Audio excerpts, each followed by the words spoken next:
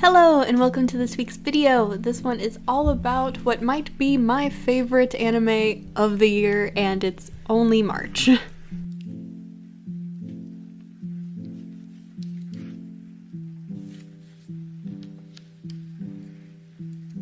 So if you are involved in any way in the anime community, you've probably heard of the Apothecary Diaries. This is one that kept coming across my feed in every way, shape, and form, so I finally, about 2 weeks ago, started to just sit down and watch up to date to what had been released. Right from the start, the way that the show frames itself made it really enjoyable and made me want to keep watching it. Having Maomao the way she is be the main character that we follow, I think shapes how the show is so well liked. Since I've started watching the Apothecary Diaries, I've seen a lot of YouTube videos pop up on my feed, essentially breaking down what makes the show so good, and so I guess here's my version of that. So this is basically just going to be my quick little review of the Apothecary Diaries Season 1. This season was, to start off, very long. It had 24 episodes, and I actually thought going into this that it had 2 seasons out because of that. But honestly, I think after watching all 24 episodes, I don't think you could shove all of that into just 12 or 13. So I actually do like, in the end, that they went with such a long season. The show actually had a lot of stuff going for it. It had a lot of little things that you would connect throughout, and it also had like the main thing that happened with each episode. So I think the combination of the two really helped the pacing for it, because I was always invested in the show. There was stuff that I was connecting, and just it always keeps you entertained and on your toes for what's going to happen next, because there was random stuff that I would have never assumed would be in this cute little slice of life show that turns out to not be so cute. So really, when looking at what makes the show so good, I really broke it down to 3 essential key points, and the first one is definitely Maomao's just a really good main character. The way she uses her intelligence that is completely her own, and the blend of working alone and then working with others just makes her feel like a real character. She never feels like she is falling into the Mary Sue category of, oh my god, she's perfect, because she does like screw some stuff up. She does embarrass herself sometimes, and she never falls into the, oh, I'm not like other girls category, because she doesn't obsess over Jinshi. She stays away from him in the beginning. I was kind of worried about that, but then very quickly, that disappeared, because the way that she handles her disdain, it's more of, instead of hating him just because he's pretty and everyone likes him, it's more of he is in a position of power and she's trying to hide a lot of facts about her, such as she can read, she knows medicine, and there's logical reasons behind her trying to keep a distance between him. She just seems like a more realistic character than a lot of other animes that would fall into like the cute slice of life category. And I just feel like I feel like it's nice that even though the show aims to give her all these tasks that she is essentially the only one that can resolve them, she's never treated as she is the one, she is like the chosen one or anything. Because she does have like that sad backstory, she does have like all these issues. So again, it ties back into the practicality. She learned all this stuff because she had to. She was never just like given a textbook and learned everything overnight through osmosis or something. It was more of a realistic getting from point A to point B with Maomao. It just made everything feel more natural for it. And the second key element, I think, is the relationship between Maomao and Jinshi, and by connection, all the other people that we come to see as more of like really important supporting cast for them. Like I said, in the beginning, she really is distant from him, and then once that's revealed that she can read, she gets moved in to be a lady in waiting and essentially live in Jinshi's house to become one of his workers. you really see character development between the two, and Maomao, who is a very shut-off character, who is not necessarily cold, but more off-putting with others. You can see her start to open up throughout the show, especially her time working in the palace as a lady-in-waiting, and then through just her and Jinshi, who you can really see that she starts to feel more and more comfortable with after he kind of proves that he is wanting to work for her instead of against her with all the help that he gives. And I think one of the big differences that doesn't make the relationship between the two like super off-putting and weird is he never tries to like use his power against her. He only tries to help whenever it's needed. He never tries to like overstep and be like, I can do this, just let me handle it. He knows that she's really competent in what she does, and the mutual respect, I think, is very, very important for making that work so well. It's almost like I wrote in my notes, it's almost like he's intrigued by her and wants to learn more, and then almost vice versa, because both of them have a lot of mystery behind them that is only revealed after the walls come down, after they start to like, you know, become friends more and more. And it's just the natural progression that this show has in basically everything it does that makes it so good. There's no random jump from strangers to, oh my god, they love each other now. It's so natural feeling. And then the third and final key point that I wanted to point out with this is the storytelling and just the smooth, amazing feeling that it has. If you break it down, the Apothecary Diaries is about a girl who was born in a brothel. Mother never really treated her like a mother. Father had gone off, to the mother's knowledge, just ran off and never came back.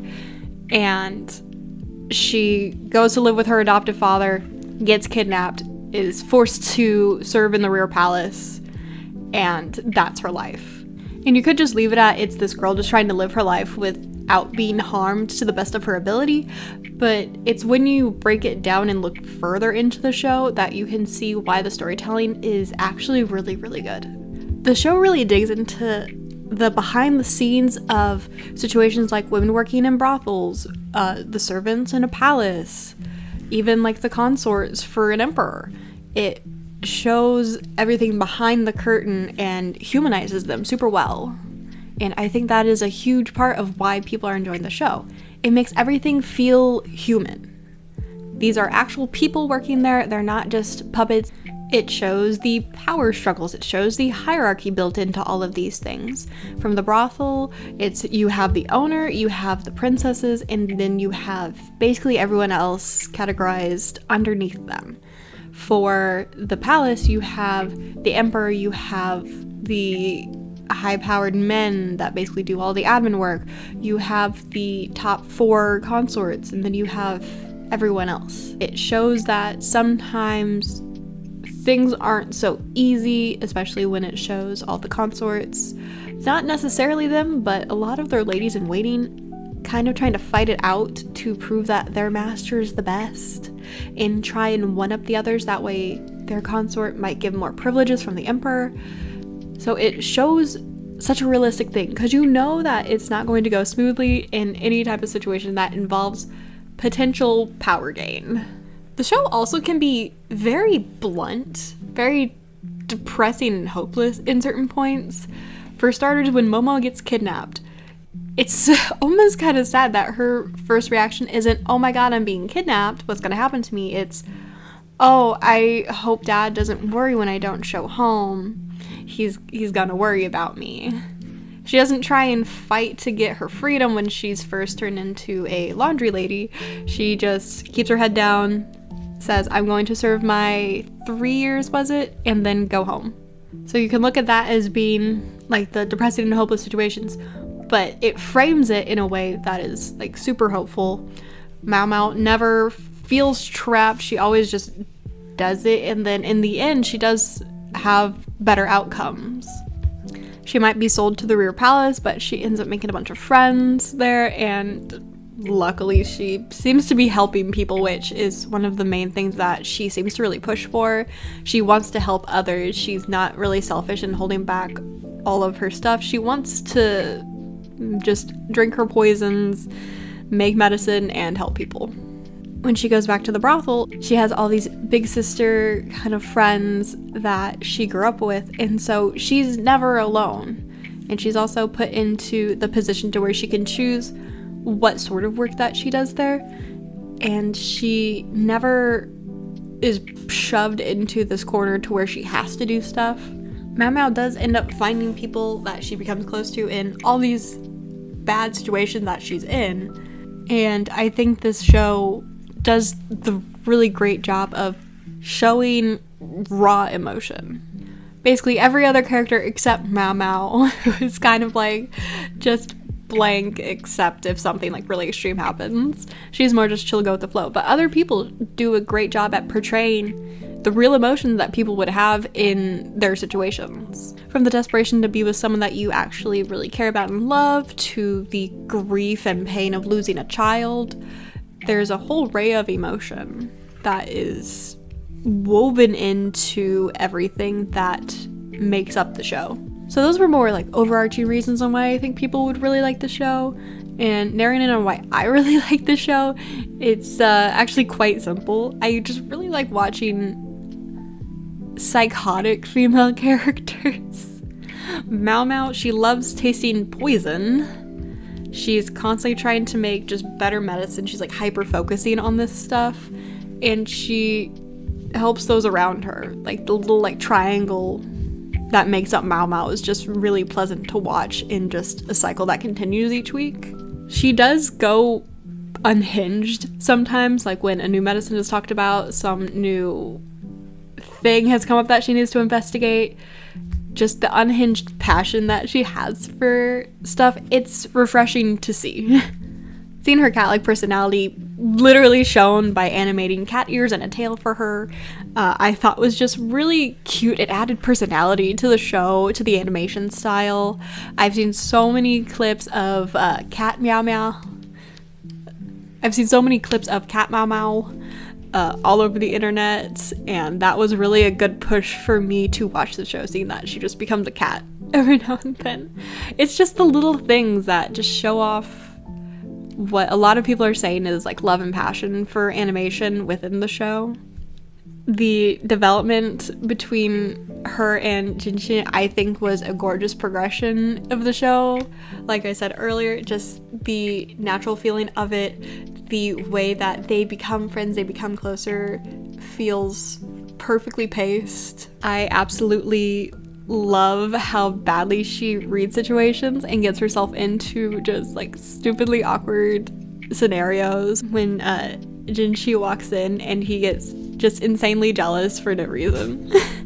The way that he still respects her enough to never butt in, he just questions why stuff is happening. He never holds anything against her. Like, she'll always say, oh, I'm from a lowly birth, to get out of stuff, and he will like shake that off and be like, oh, it doesn't matter. He just seems like a genuinely good guy. He, in the entire 24 episodes, never does anything that seems scummy or like backhanded. He always seems like he wants to help those in the palace that he is in charge of. All of the characters that you are supposed to like are incredibly likable. They actually seem like real people. They don't just have one trait slapped on them and that is their role. And then also on the other hand, the characters that you are not supposed to like that much they do a great job at being dislikable. Granted, there aren't that many that you're supposed to dislike, but the few that they have, I think, does a great job. And then the last one that, after watching the final episode, which I did right before recording this, was the character that you dislike when he first shows up, and then you actually get sympathy for in the end. And that is definitely her biological father. I went through a whirlwind of feelings with him. I hated him at first. I thought he was super creepy. He's revealed to be her father, and I'm just like, why are you now suddenly trying to force yourself back into her life? Why didn't you help raise her? And then you find out the situation. He was forced to leave. He didn't think he'd be gone for that long. He was forced to be gone for 3 years. He tries to get back. They don't let him see the mom. Just all of these situations. And it completely flipped my emotions for her parents. It went from me hating her biological dad to actually feeling quite sorry for him and seeing how in the end, when he bought her out, he's like, let's play Go. He saw her as the beautiful woman that he first met instead of the ill woman with syphilis. It makes him seem like actually a good person who has some stuff wrong with him and was dealt just a really bad hand in life for that 3 years. So seeing his misfortune did completely change how I looked at him for a lot of parts. He's still kind of weird, but the show also addresses he's still the weirdo that they hired as a strategist. And then the mom, not gonna touch a whole lot on her, but in the end, I seem to like her less and less. Just the reasoning she tried to trap a man, then carried on with the pregnancy, had the kid, tried to kill the kid. I'm sure she had reasons for all of that. But since we don't get a whole lot of her backstory, which I would actually like because it would probably change my perspective on it, much like when we got the dads. But since we don't have that, I'm kind of in the boat of I didn't really care for her. Kind of hoping we get that in the confirmed season 2, which I was so excited to see at the end. But yeah, that's kind of my perspective on those two. They're kind of in their own little boat. Do like that the entire beginning of episode 24 was dedicated to that, kind of tied it up in a nice little bow.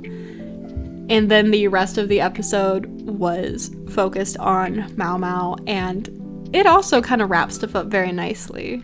So yeah, the show had a great cast. The MC was great. The relationships were very nice. I just think that this was a really well done show. It didn't throw any tropes in your face to try and catch you. It didn't have anything outrageous. It did have that really, like, you know, scene that was going crazy, but it actually wasn't like really that like out of left field with Jinshi almost getting crushed by the hanging thing. I don't actually remember what it's called, but that scene was everywhere. And when I finally got to that, like, it was very impactful, but it felt in line with the rest of the show. And I think that's just like showing how good the series is. Like, I don't think there was a single episode to where I'm just like, okay, that was okay. Like, I thought all of them were really good, and it just kept building on each other so well. The entire show feels like a little slice of life in the way that it's like super comforting to watch. It does a great job at having a deeper meaning to just humanize everyone, and just at the core, I think that little bit is why people enjoy the show so much. So that's basically it. I really enjoyed the show. I'm looking forward to season 2, and I might have found, at least this is probably going to definitely be in my top 3 anime for 2024, and it's only March, and there's several other anime from just the season alone that I need to watch. So that will be interesting. So yeah, that's basically all that I have to say on the show. Please, if you've watched this show, leave your thoughts down below. Did you like it? Was there stuff that you didn't like about it? Basically, just like let me know what you thought of it. But yeah, that's basically it. Thank you all who watched. I hope you got something out of this, and I hope to see you again soon.